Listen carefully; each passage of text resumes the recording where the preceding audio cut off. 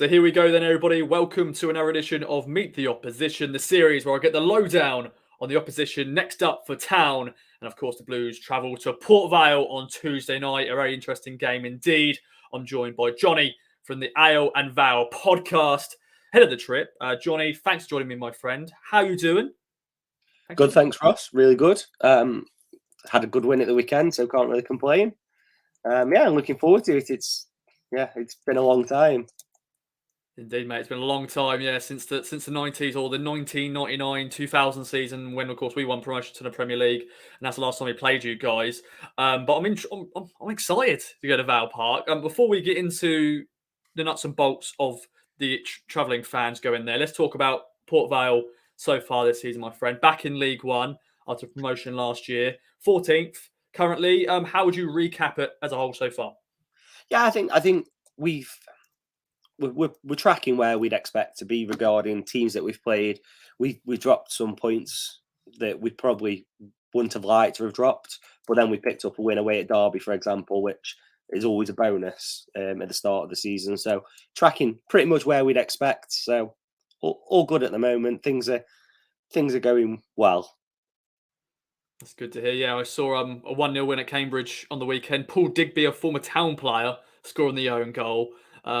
You never like to see own goals, but sometimes you see them go, oh, that was one of those classic ones where Cross came in and he just put it in his own net, and he's, of course, their captain as well. But a good win for Port Vale against Cambridge. And let's talk about the current mood then around with fans and Darrell, Clarke, what he's saying going into this game, and just how fans are feeling at the moment.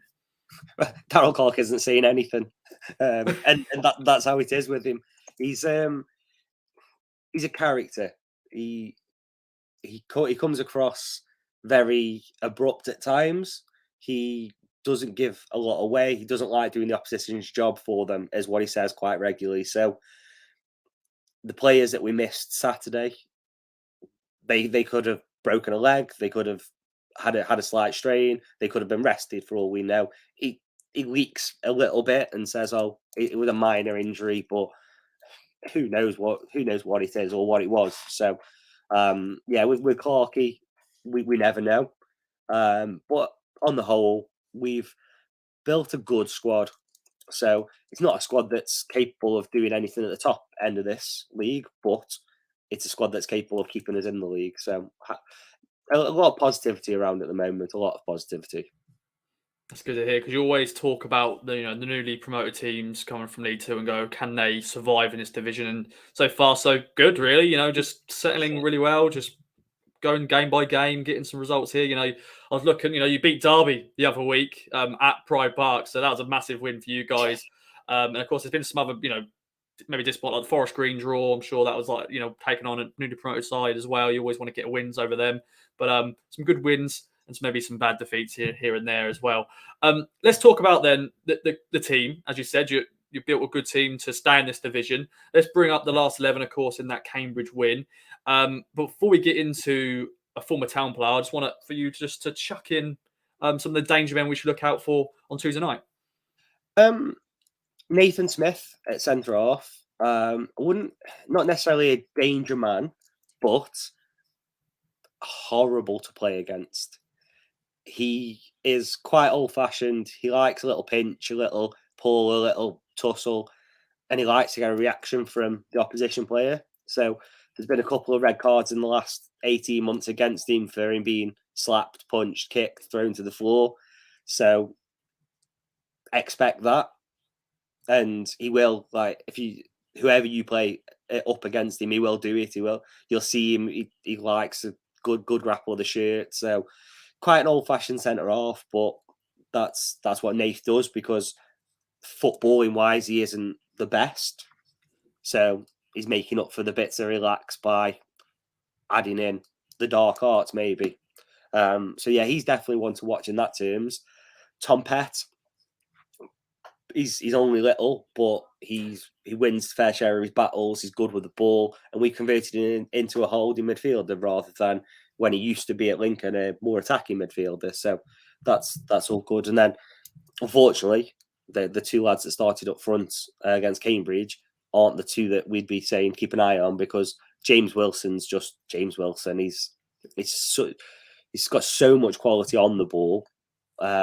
It's untrue. Like there's not many players in this division where you look at and think they glide across a football pitch, but Willow's one of them. And then Alice Harrison, because at the minute everything he's touching is turning to gold. Yeah, Ellis Harrison, 7 goals this season for you guys. And yeah, they didn't play on Saturday. But James Wilson, of course, formerly of Man United and all that sort of stuff, of course, scored the goals for you last year in League Two. But let's quickly mention Ellis Harrison, of course, a former Town player. He only was here for a year. But I'm sure, if he does start, I'm sure he wants to get that goal against the club. Like, as you said, at the moment, every time he scores it, he scores pretty much. Yeah, for someone that's not the tallest, he wins his fair share in the air. He's not the quickest, but he's also not a slouch, so that's helpful. And I think at the minute he's just linking up really well with James Wilson. They seem to be having a good relationship on the pitch, which is always positive. And I just think that for us, especially, our pitch isn't the best, so it doesn't suit a footballing team. So at home, we're quite direct, and it's how quick can we get it up to Willow and Harrison, and then we'll go from there, really. So yeah, he's one that uses his body a lot more now, and he's just scoring. His technique isn't brilliant. If you scrutinise his technique, it's not brilliant. But I think if he hit it well, it'd go miles wide. He's just got that awkward sort of bit about him, but. Yeah, he's really good. Harrison is. It's him and Clarke have got a previous relationship from Bristol Rovers. He got the best out of him then, and Clarke joked when we signed him that Harrison's only a player when he's with Darrell Clarke, and it kind of now seems like it might be true. Yeah, I actually really liked that Ellis Harrison when he was with us, but of course it was just during the season where we got relegated to League One, and just the next manager just didn't fancy him. But I always thought he was all right, to be fair. And he left, and he went to Portsmouth, and of course went to you guys. But it just happens in football, and sometimes you just go into another manager's plan. And yeah, Darrell Clarke seems like he's the man for him. And let's talk about what game we can expect then, Jonny. As you said, the pitch at Port Vale isn't great. And you said about not good for footballing sides. Of course, that is what Town are. We like to play from the back and all that sort of stuff, modern day football. But what game can we expect from Port Vale side and us going to Vale Park? Yeah, we like to press. We like to harry teams. We're quite comfortable letting someone to have the ball and say, "Well, come and break us down." You will 100% get a clear cut chance because we are very giving. I think if you look at a lot of goals we conceded this season, not many teams have had to do something special to score a goal past us. So it's quite frustrating because sometimes you look at it and think we have to work really hard, and then the opponent's got a 20-yard free run as a one-on-one with a keeper. So the big thing is, like I say, the pitch at the moment has had some work done on it, and it hasn't took to the work very well. So it's cutting up down one side, and it's a bit boggy and a bit heavy and a bit sandy. So the weather's been perfect for a boggy pitch. No, it's only going to get heavier. Lovely. I look forward to that then. Let's talk about how you're feeling then, Jonny, going into this one. Town coming to Port Vale. Town, of course, had a great win on Friday night against Derby on Sky. We finally broke our TV curse, if you know about that. And we've not been to Vale Park, we said already in the intro, for a very long time. So I'm sure a lot of fans are, looking forward to just a new trip. How are you feeling going to it? It's the reason we got promoted to play bigger and better sides. Like last season, it sounds quite disrespectful and a bit big-headed sometimes, but having Salford coming to you on a Tuesday night or Ipswich, there's only one winner in that battle, really, and it's you guys are going to bring a really good following. It always makes things a bit more interesting, and it just makes a better atmosphere within the ground. So I think for me, I'm really looking forward to it. Until you reached out, I didn't realise how bad our record against you's been. I don't think we've picked up even a point in the last 6. So that's going to be fun. I think the last win stretches back to 1996. Granted, we haven't won in 20-odd years, played in 20 years, but still, that's still rather worrying, seeing as the paths crossed quite a lot in the 90s. But yeah, it's what we got promoted for. We wanted to be playing bigger teams and having bigger crowds and such like. So looking forward to it. And realistically, at the start of the season, it's one of the games that you scratch off and say, we don't expect anything from it. So if we got a point, whatever, it's a bonus. Performance is not more important than the result, obviously, but as long as you don't put 4-5 past us, I think everything will be all right. Indeed, and yeah, I think you'll take a point right now before kickoff. I think it's very 50-50, I think, with Town fans. I think, they think we should beat Port Vale, but we can't be too big-headed either. We can't, we're not always going to guarantee win these sort of fixtures because you just never know. Last year, we didn't beat any of the newly promoted sides. This year, we've been able to take that monkey off our back and been able to do, beat Forest Green and the likes.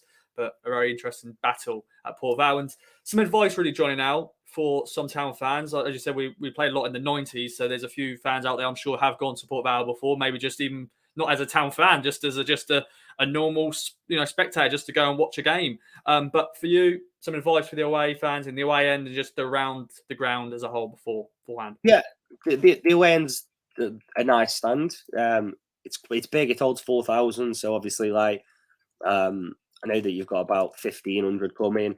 So you'll make a good bit of noise in there, and there's still room for others to turn up. There's a bar on the car park which allows away fans in.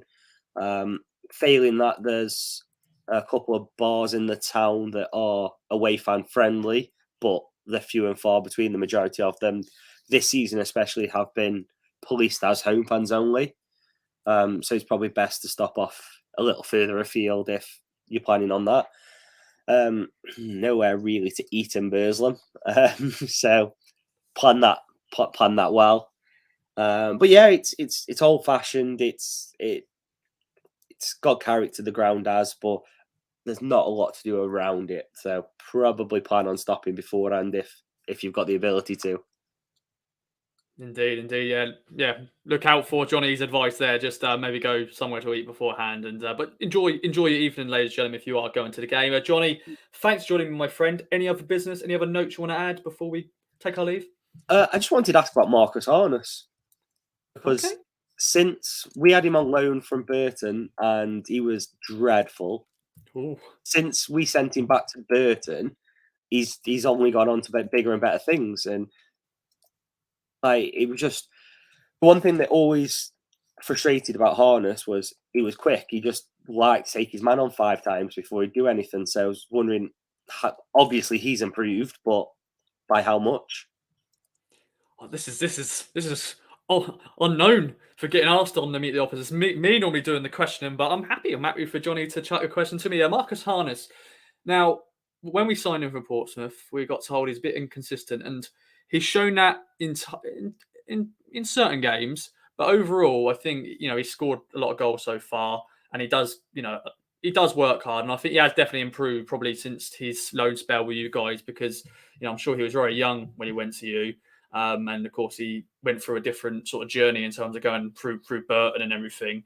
But I'll say look out for him. I don't know if he'll start on Tuesday night, but he's definitely a player that I think this is his level in terms of he can beat a man, and he has improved.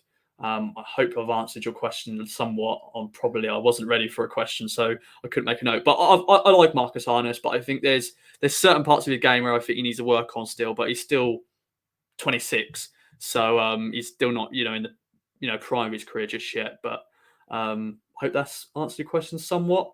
Yeah, no, that's sound. Thank you. You're very welcome. But you mentioned, of course, Sam Morsey, of course, former player at Port Vale as well. He won't be playing on Tuesday night because he's suspended. What's your memories of him quickly? And I'm sure you're thinking, Issue Town captain, not going to be playing. Happy days. Yeah, well, Sam was very young when we had him. He broke through our academy after we picked him up when he got released from Wolves. He loved the tackle, absolutely loved the tackle. And Mickey Adams at the time kind of bombed him out because of that, because he was rash. And I think it was Oxford during promotion season on TV where he got sent off for 2 bookings in the space of about 3 minutes. So Mickey Adams hung him out to dry a little bit there, and then we never saw him again. He ended up going Chesterfield, and he's built a very good career for himself. So Really like Sam though. He was really down to earth when he was with us. And it's just a shame that we couldn't have held on to him and got the money that Chesterfield ended up getting for him from Wigan. Yeah, he hasn't changed, by the way. He's very much still down to earth and he still does a lot of rush challenges. And that's the reason why he's suspended, because he's got 5 yellow cards already. But he's been a great player and he will be a big miss this Tuesday. But hopefully we can, show League One that we don't just rely on our captain. We have got other players like Marcus Harness. Maybe he'll step up against his former club and see how he gets on, Jonny. But thanks very much for joining me, my friend. Nope, anytime. Top man. Well, everybody, thanks for watching another edition of Meet the Opposition. Follow the game with us if you're not. And of course, if you want to check out a Port Vale podcast, check out Ale and Vale podcast. Goodbye for now.